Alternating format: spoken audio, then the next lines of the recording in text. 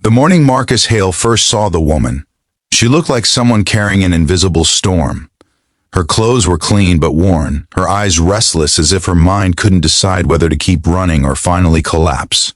She stood at the bus stop just outside his apartment complex in Houston, Texas, trying to balance a flimsy paper bag and a stack of folders that kept spilling to the ground.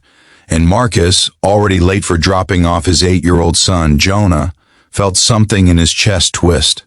Before he even understood what he was doing, he stopped the car, stepped out, and helped her gather everything from the dusty pavement. It should have been a moment that passed, a small gesture forgotten by lunchtime. But life doesn't work like that. Some encounters are planted with purpose. If you believe in kindness, second chances, and the unexpected ways God puts people in our path, please take a moment to like, comment, share, and subscribe. Your support helps these real-feeling stories reach more hearts. The next morning, the woman was there again, struggling with the same folders, the same bag, the same air of fragile exhaustion. Marcus helped her again, and again the day after that. For 2 weeks straight, he found her there at the same time, at the same spot, like the universe kept resetting her mornings but never fixing the broken pieces. Marcus wasn't a man who interfered in people's lives more than necessary. Being a single dad forced him into a tight routine: work, school runs, laundry, keeping Jonah's world stitched together, but something about this woman tugged at him like a memory he couldn't place. She always whispered thank you and gave a faint smile, but her eyes darted away fast, as if afraid he might ask questions she wasn't ready to answer. Marcus himself carried his own quiet grief.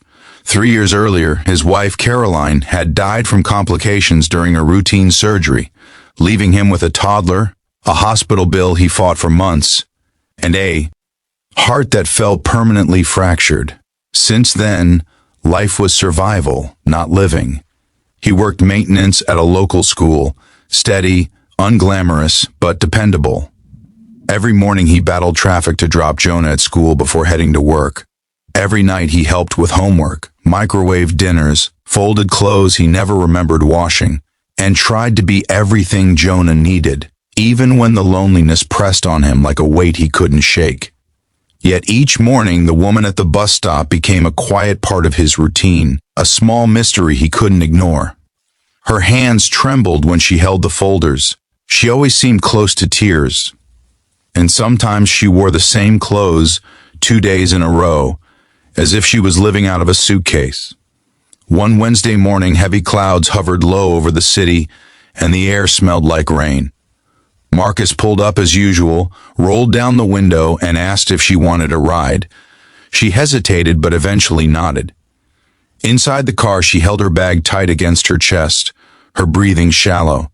She introduced herself softly, Hannah, her voice almost swallowed by the hum of the engine. Jonah, cheerful and curious, asked where she worked, but she didn't answer. She only stared at the passing buildings as if afraid the world outside might recognize her. Over the next few days, Marcus offered her rides more regularly, especially when the buses were late or the Texas heat felt unbearable. He didn't pry, he simply drove, asked nothing, and let her exist quietly beside him. Yet he saw things, little details she couldn't hide. A bandage on her wrist one day, a bruise near her collarbone another, a ripped strap on her handbag.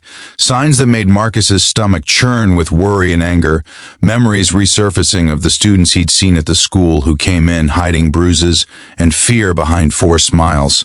He suspected she was running from someone or something. But every time he wanted to ask, the words stayed trapped in his throat. Then came the day everything changed. It was a cold Friday morning. Houston rarely had bitter winds, but that day felt like winter had scraped its fingernails across the city. Hannah stood shivering at the bus stop, not carrying her usual folders, just clutching her coat around herself. When Marcus approached, she looked up, her eyes glassy, her lips trembling. She stepped into the car without him asking. She said nothing for nearly a minute. Then, just as he was about to pull away, she whispered something that froze him. "You don't remember me, do you?" The words sliced through the silence, piercing Marcus like a hidden blade. He pulled the car back into park and turned fully toward her. Her face looked different somehow, softer, younger, familiar in a way that stirred dust-covered memories. "I'm sorry," he said slowly. "Should I?" She didn't answer. Instead, a tear slid down her cheek, and she pressed her hand over her mouth as if she'd said something forbidden. Marcus felt panic rising, his mind racing through old memories, searching for anything that matched her face. Then she finally spoke again in a voice thin and trembling. "3 years ago, I was in the waiting room at Mercy General. Your wife was in surgery. You were holding your little boy, trying not to fall apart. Her voice cracked. "I was the nurse who sat next to you. I held Jonah so you could talk to the doctor. You cried. I prayed with you. And when the doctor came out and told you she didn't make it, you collapsed into me." Her hand trembled as she wiped tears from her chin. "I never forgot your pain." Marcus felt the breath punched out of him, the hospital, the waiting room, his trembling hands. A young nurse who whispered prayers while he tried to breathe. A woman with warm eyes and a steady voice who held his son when his world shattered. He remembered. Emotions surged through him, shock, grief, gratitude, disbelief. Before he could speak, she continued, her words pouring out like a flood. "I left nursing after that year. I married the wrong man. He turned violent, controlling. I ran 2 months ago and have been living in shelters since. I didn't want you to recognize me. I didn't want anyone from that life to see what I've become." She clutched her coat tighter, her shoulders shaking. "But every morning you helped me without knowing who I was. And something about that broke me." Marcus felt his vision blur.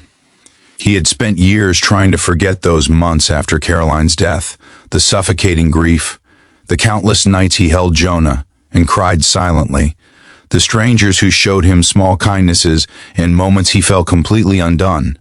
And now one of those strangers was sitting in his car, bruised by life, holding her broken pieces together with trembling fingers. He told her she had saved him that night at the hospital, that her kindness had been the only thing that kept him standing. He told her she had nothing to be ashamed of. He told her Jonah still remembered the nice nurse with warm hands. And when she finally let herself sob into her hands, Marcus let her, not out of pity, but because sometimes healing begins with being allowed to fall apart. In the days that followed, he helped her more intentionally.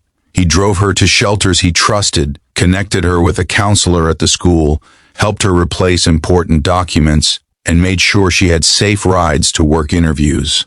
Slowly, she began to lift her head when she spoke. Slowly, she stopped flinching at every loud sound. Slowly, she found pieces of herself she thought were lost forever. Jonah adored her. He'd draw pictures for her, tell her jokes, ask if she'd come visit them on weekends, and Hannah, gentle, patient, would smile at him in a way that told Marcus she hadn't felt this kind of warm light in a long time. One Sunday afternoon, about 2 months after the morning she revealed the truth, Marcus noticed something new in her. She wasn't afraid anymore, not hiding, not crushed, just present, healing. And when she looked at him that day, there was something in her eyes, something soft, something hopeful, something like the possibility of a life rebuilt. They weren't a couple, not yet, maybe not ever, but something had undeniably shifted between them. 2 broken hearts recognizing each other in the ruins. What mattered was that neither of them felt alone anymore. If this story touched your heart, please like the video, share it with someone who needs hope, and subscribe for more emotional stories that remind us how God works through ordinary people. And before the story ends, please comment below, kindness can change a life. Through all the mornings, the storms, the heartbreaks, and the unexpected intersections of 2 wounded souls, Marcus learned something powerful. You never know whose life you're stepping into, whose heart your kindness might stitch together, whose silent battles your presence might ease. And Hannah learned something too. Sometimes the person who helps you stand again is someone you once helped survive their darkest night. And that's how 2 strangers who had both lost everything found in each other the beginning of healing and the beginning of hope.